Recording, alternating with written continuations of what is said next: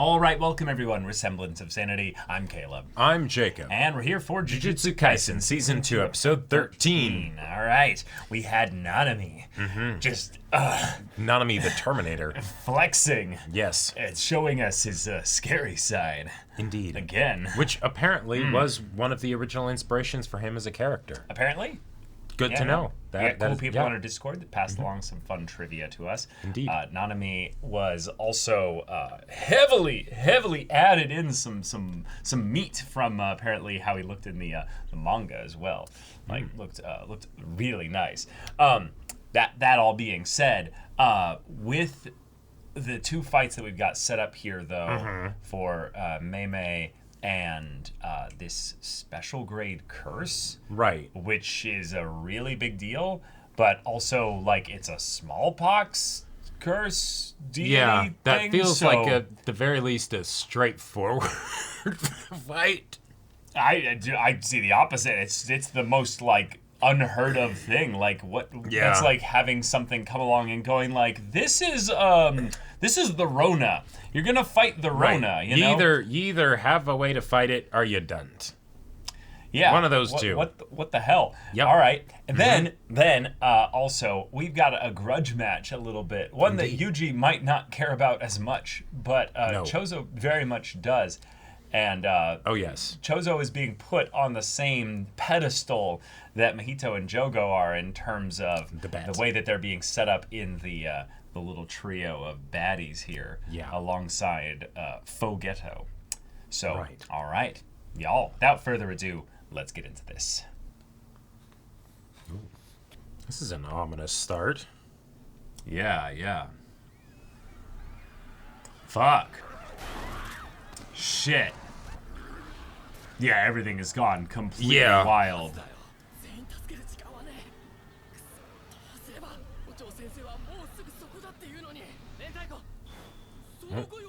Hey! Oh, he'd Go be on perfect ahead. here. Mass crowd control with, like, minimal collateral damage. Fuck. Okay. That's how bad it is. Yep. Immediately starting off with actual verbal commands. I'm a special. And on a megaphone, no less. What? Oh, just on a megaphone, no less. Yeah. They need everybody to stop. Oh, it's the little brother. Yeah. Oh, it's Chozo. Okay. Imagine if you're like super familiar with the Shibuya station and everything like that. This must be like really eerie, like seeing things.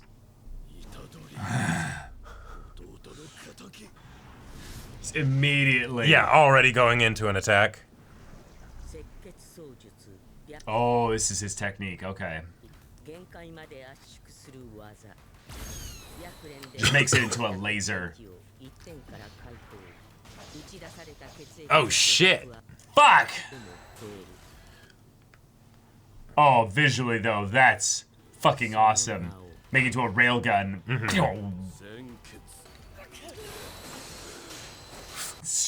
Oh, that's so cool! It's like a fucking video game! Yep.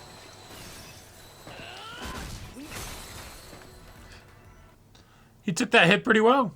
Yeah, that's his thing, yep. He does soul damage. Fuck. That's his one strike he gets, you know, before the fight starts. And that's a bleeder. It's more fuel for his manipulation, too. Yeah, who? Yeah. I don't even know who you are. Ah, he clicks pretty quickly. No.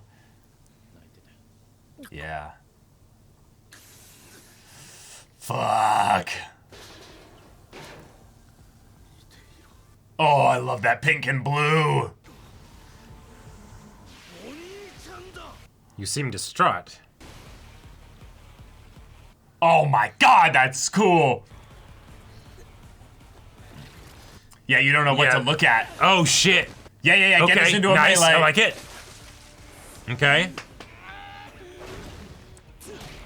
All right, we got caster versus fighter here. Yuji wins the melee, but... Okay, if he doesn't need it pressurized as much, he can make a weakened AoE blast with it. Oh! Okay, he can do the up close too. This is some choreography! Like, because it's essentially water bending, like we understand how a fight is going well for one or the other without much exposition. This is awesome. Yeah, exactly. Oh, shit! Here we go. I think this is where you dodge, Yuji. We don't know how big this one's gonna be, though. He gathered a lot of blood in there. Or too fast, maybe too dodge. Yep. Yep. Yeah, all in this instant where his life starts flashing before his eyes. Right, you just have to choose one direction for your vitals. No way, that makes you more predictable. My man just shimpayed to get a bird's eye view. Yeah, control exactly. Give him a thinking that this is an opening right here. Yep. I love it. Yeah, go down. Yeah, but that's... Fuck! Yeah. God, these first-person POV shots are so cool. Beautiful.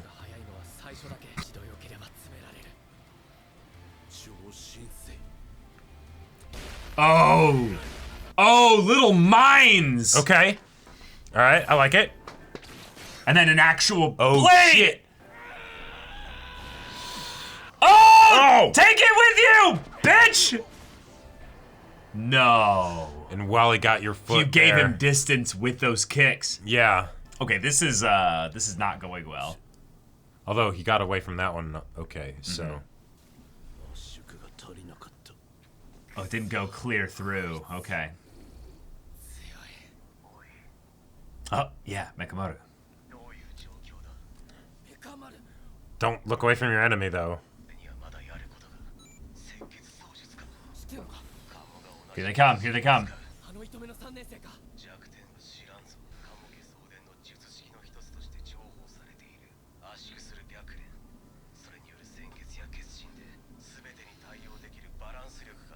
I spoke too soon. We're gonna get hard exposition for this here.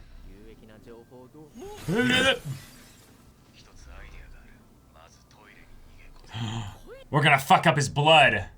Toilet water. Okay. Right, because you're gonna be in a limited space and you won't be able to move as much. Holy that's shit. Cool. That was cool. Yeah, you won't be able to move as far.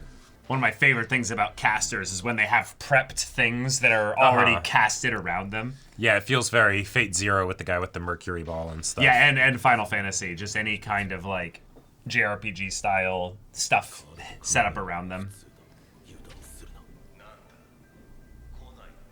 Ooh. Oh shit.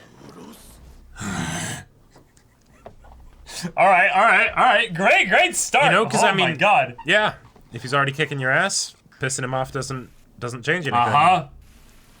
We got water shit everywhere.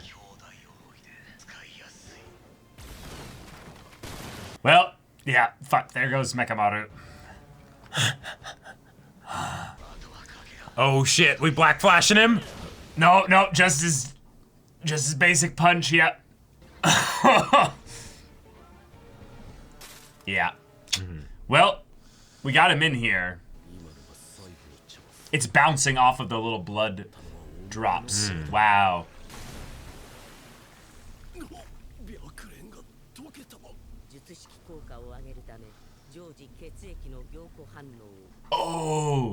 Oh, interesting. Okay. Yeah. So the water did fuck with it. Let's go. Science, bitch! Let's go!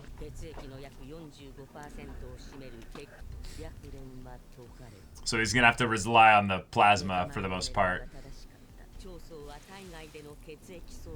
Although I don't think that'll fully dissuade him. Oh, internals, here we go. Yeah.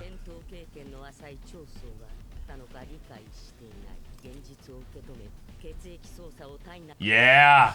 Oh, this is gonna be fucking right. crazy. He wants you dead. Yeah, he's gonna break his own body. He doesn't care. Yeah, exactly. Yeah. I've always wanted a bloodbender to do this. Uh-huh. Yeah, bloodbend himself. Yeah. And like directly. Yeah. Overtly.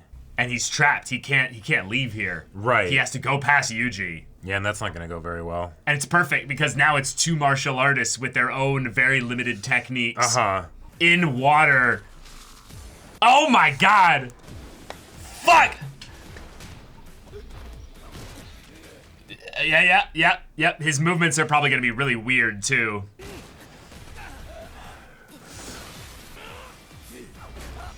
Oh shit! Hey, he's keeping the entrance blocked though, that's good. Fuck! Whoa! That's snappy. This is like a fucking Naruto fight, like, this is so sick! Yeah! Yeah, bite him, there you go. Boom! Shit. Alright, just follow it up.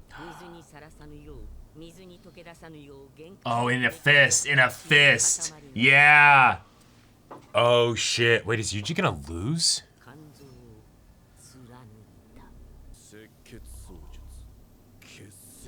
Oh, and through the sleeve. So he never saw it. Yeah. I love it. That's some the game pain shit. would be unimaginable. Yep.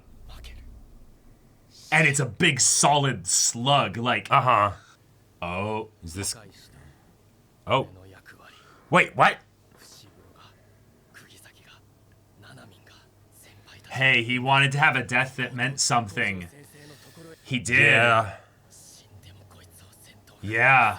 Oh, fuck. Alright, well. There it is, his Now whole it's equal motivation footing for right both there. of you. Yeah, it doesn't have to be me. Holy shit. He doesn't have any, like, believe it, I'm gonna be the best or anything. No.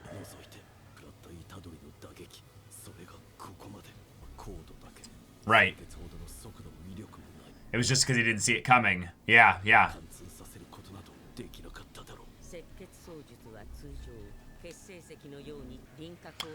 Oh, make it into armor? Yeah, I think so. Oh, he is! But that's what he's gonna do. Oh, we're adding Yeah. expensive words to the mix here. This is the put everything into the final strike. Okay. Oh, this is so... And from like this is like an point blank- honorable death match here. Yeah, exactly. Fuck! Oh, that was sick! Okay. Oh, the footwork, too! Ah! Oh! Oh, okay. Yeah! All right. That secondary blast! Oh, he used his fucking tooth! Nice, as a bullet. That's metal. Oh! I love how scrappy this is getting. Yeah. These two people don't care if they die. They are using everything. Yep. With the foot that has the hole in it. Fuck! Oh, catch it! And yeah, what if he just grows the blade? Oh, Just the water was enough Okay. to snap it, yeah. Boom! all right. Holy This is so good! Oh, that Yeah, that that's was a just problem. desperation right there. Oh, fuck. That's so cool. Yeah, he doesn't even care if it pops. It then Right, creates if a it blinds distraction. him, that's enough. Holy shit. Oh, the perspective and Yeah, everything. the camera work, I'm in awe. Whoa! Holy shit. Oh, that could have been. Yeah, I've been noticing that, yeah. Fuck. And with the music and everything, holy shit. Yeah, it was metal. It was a clank sound.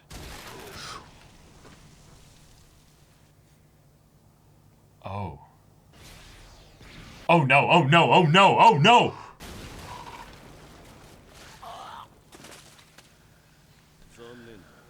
Armor, yeah. Yeah. Yeah, underneath the clothes so they're not going to get as wet. Yeah. Right. And not be easily seen. Fuck, and the way the light cuts through the actual spot where he's hit. Oh, here comes Sukuna then. You know. You know.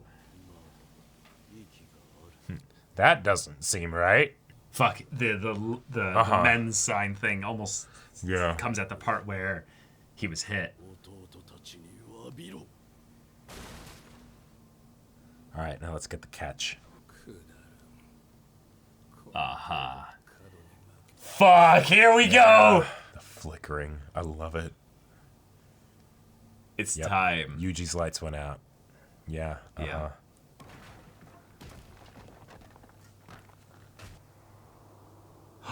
No way. No way. Wait, what? Oh, it's an eye. No. What got blasted out of his chest? Yeah. From through the wall, or... Or actually, he might be fine. Wait. Oh! No, his brain. Wait.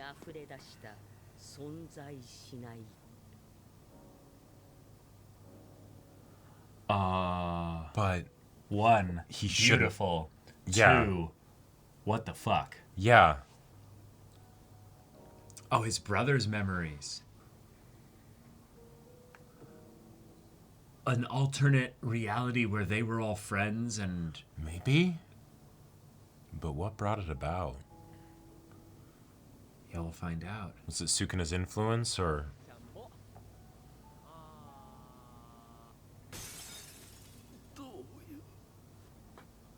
Something latent within Yuji? Maybe? I mean, if they wanted to have an explanation for why Yuji's so freakishly strong... Well, Yuji obviously has some potential, like, you know, lineage or origins. Right, like even separate from Sukuna. Okay, that's curious. That was such a cool episode, that though. That was a really That was crazy! Awesome Having just the whole episode be one fight. Throwdown, yeah.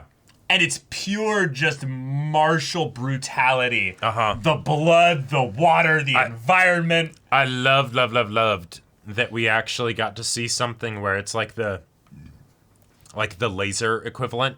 And actually have it be terrifying, where it's no, proper caster. It's just cutting through everything. Like, you don't fuck with it. This is not some, I'll just tank it or something like Yuji that. Yuji could die from this. Like, he's got a liver, like a hole in his liver. Oh, yeah. He's got chunks hole out in of his his foot, arm, hole in his arm, stomach, at least one his hole in hand, his torso. his foot. Sukuna did make a little bit of a something there. That seems like the kind of thing that would have been Sukuna's influence with the way it was set up, but that also seems too indirect for Sukuna, you know? Like, well, yeah, it's the question of, can Sukuna act within his own ability without taking over Yuji? That's the part that I'm kind of curious about. Yeah, like, I would guess no. That would be one of the hard rules I would think of JJK. Okay, yeah. All right, we do have an end credit scene. Even if it's just a little bit, let's see it. Oh, the two girls. The two girls, yeah. Oh, and they find him, maybe? Did they do it? Was it their technique then? I don't think so, but... Whoa. But that's curious. Oh my god, we got ourselves a Battle Shonen that was hype as hell. Like, fight. That was wow. Like, this is the beauty in a lot of ways of how popular anime has become, and how fast-paced the modern Battle Shonen is, that we can have a full episode dedicated to a fight, and it actually resolves the fight in one episode. It felt like we went through a journey within the fight itself, and yet it still was a well-paced. We flowed through different environments. We started off the fight with an immediate, I got you on surprise, jump, one shot immediate on Yuji, attack. Immediate attack, no nonsense. The closest thing we got to the nonsense time slowing down stuff was Mechamaru expositing, but then he took to cover and was like, that's why it was happening, and of course this guy isn't going to immediately go into melee because his whole advantage is that he's at range. Right. Why I'll never run out of blood. Yeah, exactly. I'll never be able to... I can keep just cutting through the wall over here. He's using the tiniest amount, basically, with this coagulated, hyper-pressurized convergence thing. And he's just like, railgun, just... Yep. You know. Like one of those pressure washers, except it cuts through things. Like, yeah. One of the details that stood out to me that I really just absolutely adored is the fact that Yuji, and it's kind of random, but that Yuji had to duck to avoid his head getting cut off at the one point, because just because you're behind cover, that doesn't mean you're immune to the attacks of the other person. Right?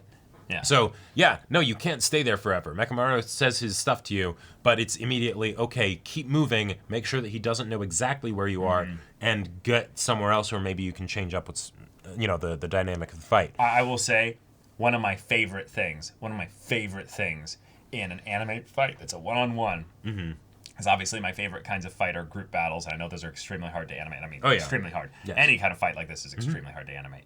But having the environment change and the environment matter.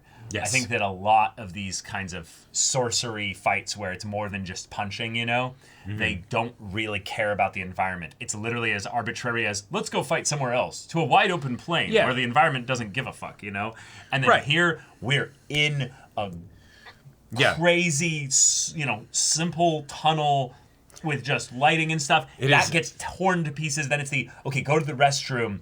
Yep. I'm thinking in my head like, holy shit. The mangaka is like, I'm sorry, animators, y'all are gonna have to deal with water, blood, stalls getting destroyed, glass flying everywhere. Like, then the two people fighting. I think I might have just realized something. What? So I've harped a lot about how I feel like snipers never get a good rep in anime or storytelling because it's too one-sided, right? Oh, yeah, this was a sniper. This was a sniper. You're right. And the way that they were dealt with is not because, well, they're a sniper, so they'll just keep hitting the protagonist, but it doesn't do anything because,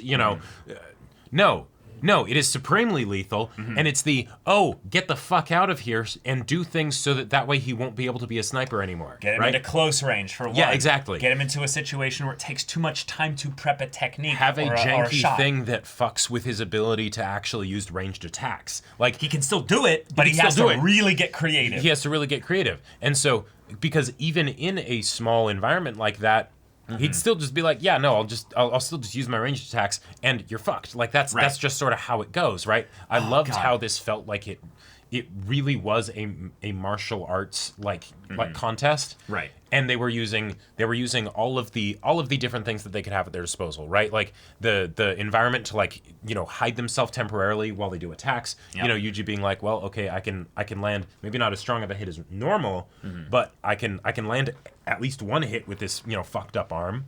Like, that was great. It was fantastic. I will say another thing that is a testament to the Jujutsu Kaisen power system here is we built up things just enough to delineate, we have cursed energy and cursed techniques and stuff. Yeah.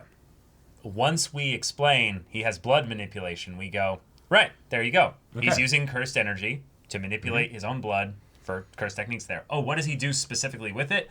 Oh, yeah, he has specific attacks and stuff like that. But we immediately go, as anybody that has seen any kind of, battle shounen or power fantasy stuff in this matter, we just go, oh, it's liquid manipulation of a specific type, and he pressurizes it. Cool. So we don't have to know why he can turn things specifically into solids. Right. Yeah, we just expect, of course he would be able to try that. Or, if the wetness of the water interacts with it, well then, he puts it underneath his clothes. He does what little he can to make that effect be nullified as much as possible. Well, and one of the other things that I really liked about this is the attack that he's using from the beginning, that doesn't have to be blood. No. Right? Blood is a way to have a nice aesthetic. It ties into his motivations for the fight. It's what he's been taught from his family. It's what he's been taught, things like that. But from a mechanics perspective, that is just a limitation on you are able to control liquid to a very fine degree, but only this specific liquid, right? Right, but for us to know what the mechanics of liquid are, we know. Like, yeah, exactly, right? Like,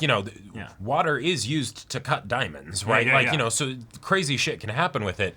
But then, surprise, surprise, it's not arbitrary. It's not just an aesthetic thing. They get into the exact ways in which this blood does or doesn't coagulate. Because, sure.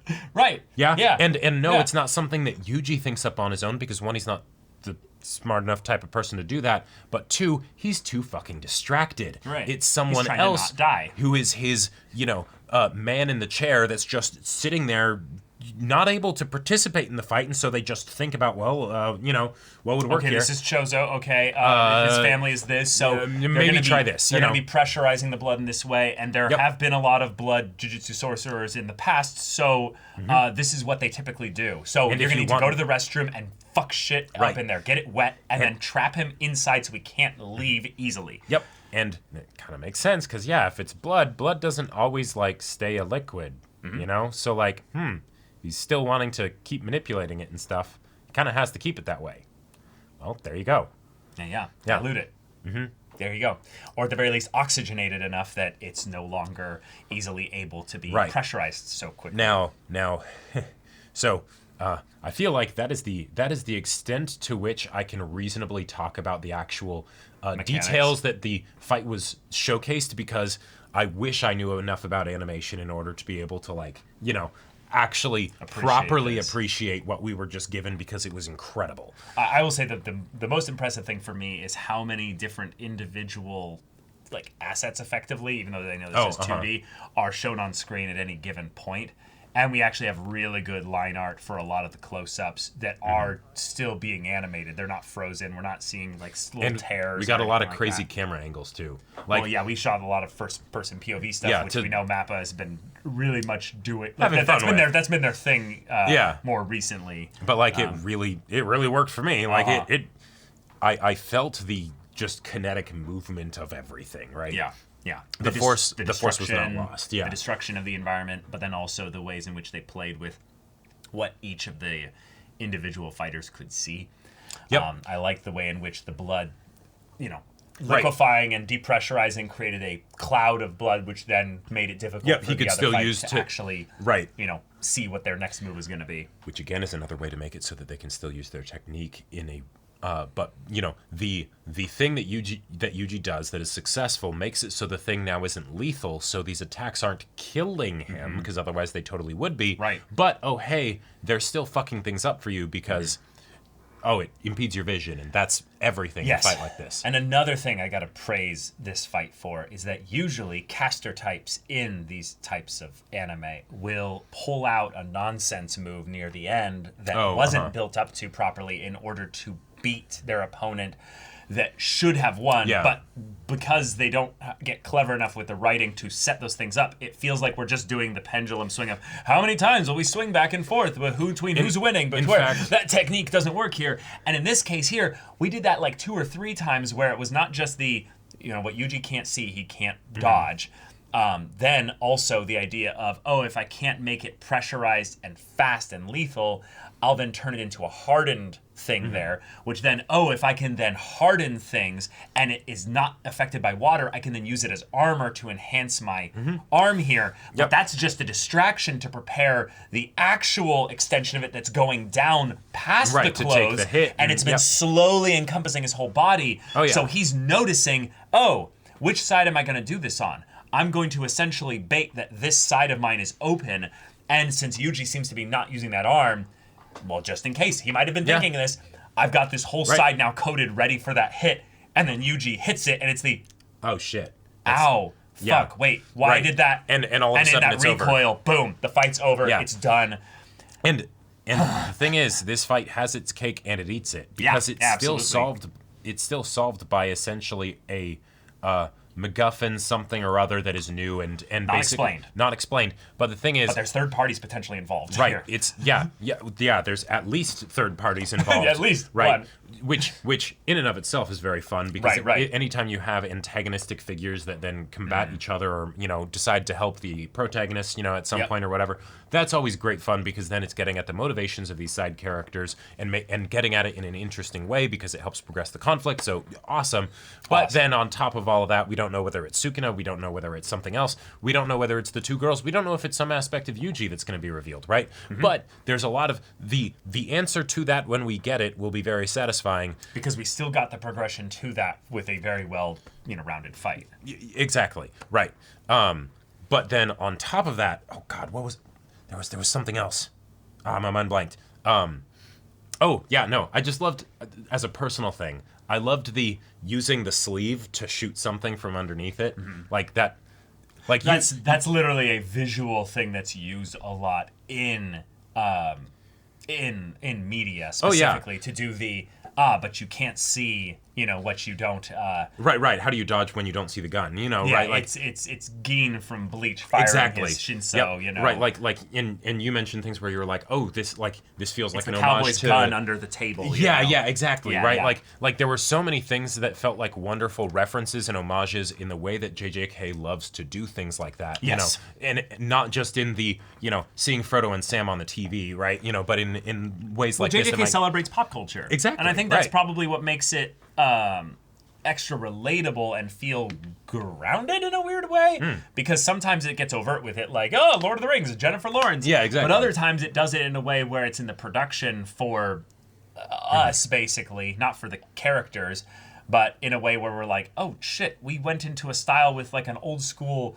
like, Naruto fight there for a second, where it's Kakashi and Obito, and they're playing very fast and loose with the character models to do some fucking awesome animation. Yep. Or in the way in which we end up having not just like the classic caster stuff doing like crazy, one-shot cannon energy beam moves, but also I have orbs that I've set up that are very tiny all around me. Yep. Because I can manipulate them, I don't need to be doing incantations in order to hold them up there. They're just there. Yeah, Yuji fast wasn't and paying snappy. attention to that. The lighting is a bit dark in the tunnel there. Well, and the part where he closed his hand around one of them, and it's like Right. that one's gone. Well, is it? Is it? Like Yeah. It- I felt the desire to kill at any cost, to get revenge at any cost from Choso, despite Choso being a character we've never built up in any way, really, right up on until any this kind of season. like big emotional level. Like any kind of I big have emotional absolutely no attachment to Choso. None. Right. None. The But the idea he carried that his weight just fine. Right, the idea that Nobara and Yuji's co-op Black Flash moment at the end of season 1 was the moment where it's the, hey, you realize those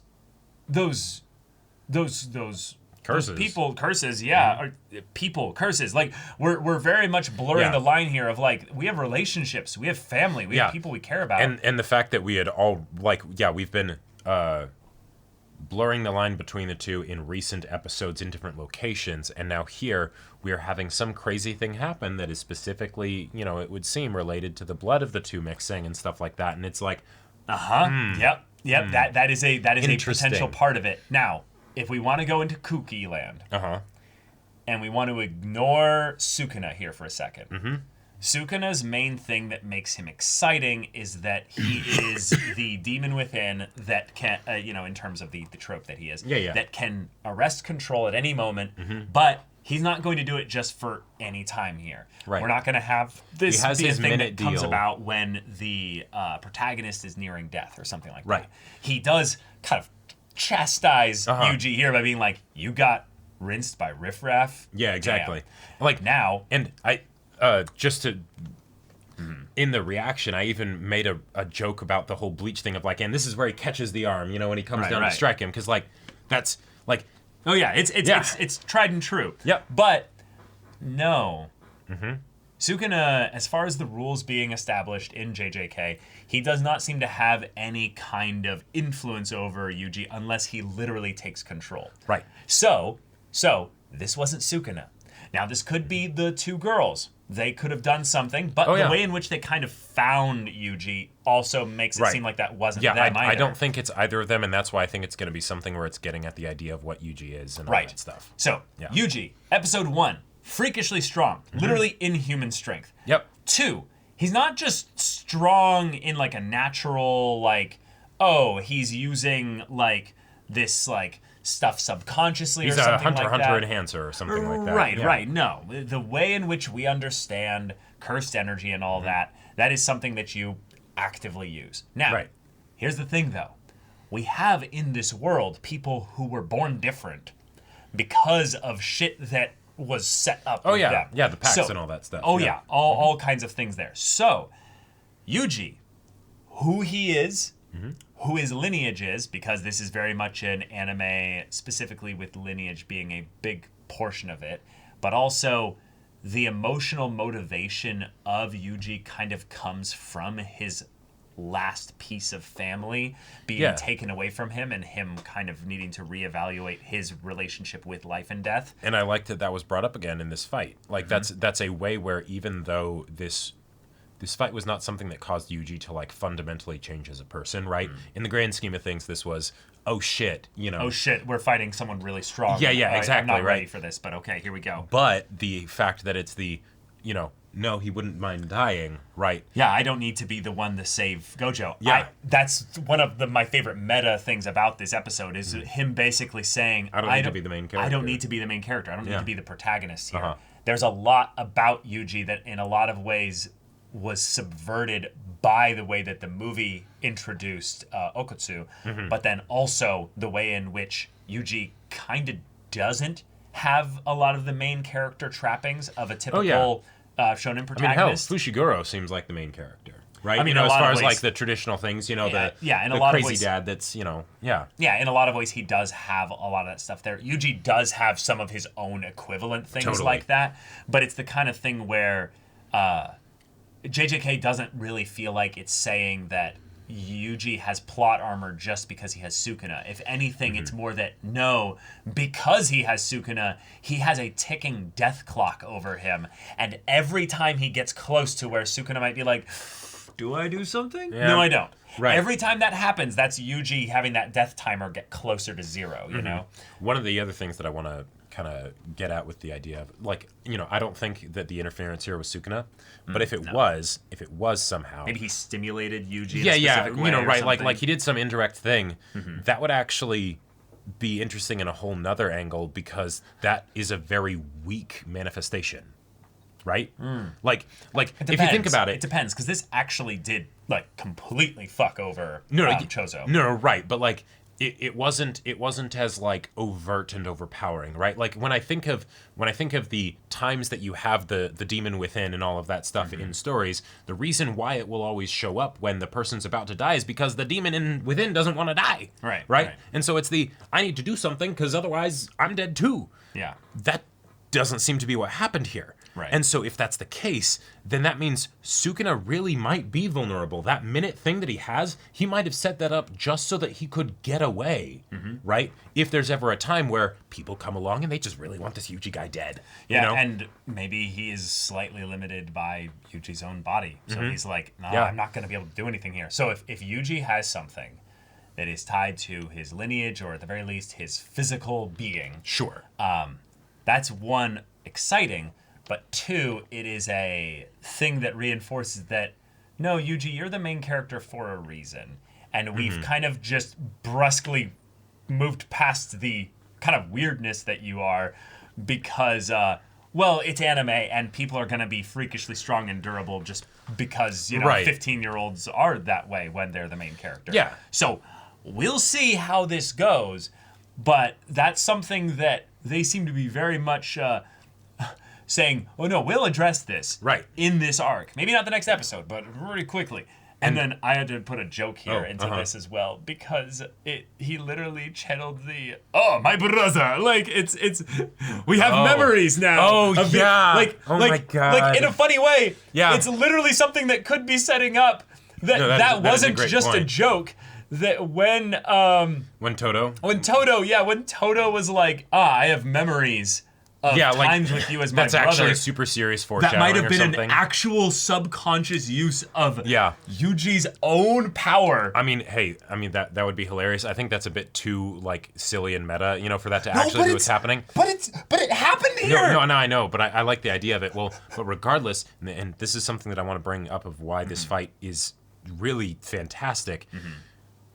Yuji lost. The main character lost. Cool. Yeah. Right? That's something that we weren't necessarily expecting. No. Yuji was saved so he didn't die. Okay. But that could make it seem like there's no consequences to the fight. Right. Well, he's been wounded, so there could be some consequences there. He might be out of the fight here. But he could be out of the fight, and more importantly, we have 2 people that are have been antagonists, but are not necessarily sided with the main antagonists Exactly. that might now take him somewhere else, and then we could have potentially a whole different arc where he interacts with different people, gets to know different characters' motivations, and all sorts of crazy stuff could happen that would not have happened if he had not been defeated here. It's not just some demon within rage out moment happens and then he gets healed up and suddenly we're back to where we were. The thing I can see also being the best part about this is that they, by sequestering him away from maybe some of the chaos, they end up actually protecting him from Jogo and Mahito, who would have found him eventually in this state. And I can't wait to see the frustrated conversation between the two of them. And they're like, what the fuck happened? And why haven't we able to contact Chozo? Right, exactly. We've scoured everywhere, and he's just not here. That guy doesn't exactly keep a low profile. Like, I would also personally like to see at some point Chozo encounter some of the antagonists, doesn't matter who, but just showing. Yeah. I fought Yuji, and his head is all fucked up, and he's in my head. Right, he's right. in my memories. He shouldn't be there. I would love for that kind of horror kind of experience to be happening to the antagonists who see Chozo, and they're like, what? Okay. Yeah. Especially since it's like, wait, but you're here and you're largely okay. What's the problem? Like, right. You seem to have a couple wounds. Like, and stuff, Mahito's like, no, I fought that guy. He punches really, really hard. You're intact. Like, you clearly beat him. Right. So why didn't you kill him? Yeah. Why are you all freaked out? Yeah. Yeah.